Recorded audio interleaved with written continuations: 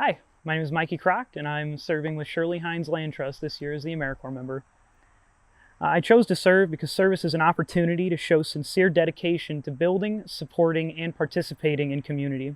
And service provided an opportunity for me to be welcomed, not just put my foot in the door to the field of conservation. I was having a lot of difficulty beforehand trying to get in at the cutting room floor of agriculture, so this was an opportunity for me to jump right to the top with regenerative ag. I chose to specifically serve with Shirley Heinze because before that I was oblivious to the AmeriCorps program, and I was actually introduced to it by the individual that I was hoping to serve under for water quality work.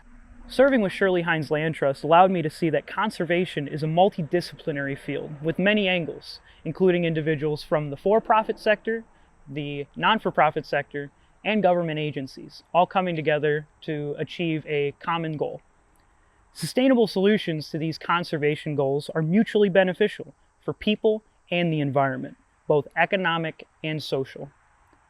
Sustainable solutions work with nature, causing less friction and reframing the relationship from an adversarial man versus nature to a cooperative people as a part of nature, leveraging natural cycles and venerating them as the ultimate sustainable system to emulate them.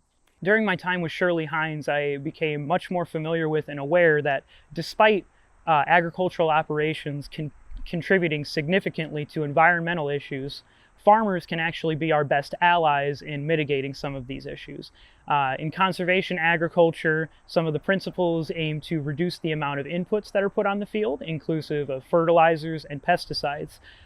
When these are used in excess, they can stick around on the field and then be carried away with rain events. This runoff then runs downstream and then causes cumulative issues as it flows throughout the watershed. Leaving its imprint the entire way, and then ultimately resulting in dead zones like we see in the Gulf of Mexico at the outlet of the Mississippi River. Through my time there, a specific project working with these folks aimed to increase the amount of cropland that is incorporated into conservation ag operations, and by doing so it creates larger what is considered conservation corridors, which are sections of land that help interlink natural areas to create a more interconnected space for wildlife to traverse through, where they otherwise would be stonewalled by a barren field that's not very inviting.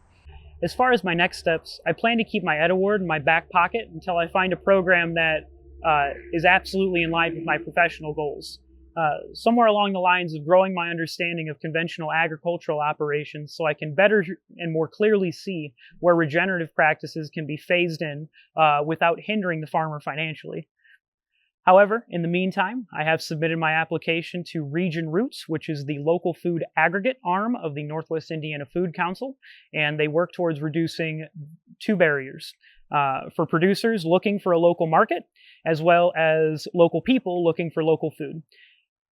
I'm going to continue to keep AmeriCorps service opportunities on my radar because serving was one of the best decisions I've ever made, and it was easy for me as a community-oriented individual, but I will say there are many, many individuals like myself who yearn to serve. Throughout my service, I learned many things, but keyly, I learned to cultivate myself, my partnerships, and my networks. Serving gave me the opportunity to practice networking, experience the process of cooperating with interorganizational partnership networks to achieve a larger goal, together. It also affirmed that lifelong learning and cooperative collaboration leads to mutually beneficial outcomes. People together strong.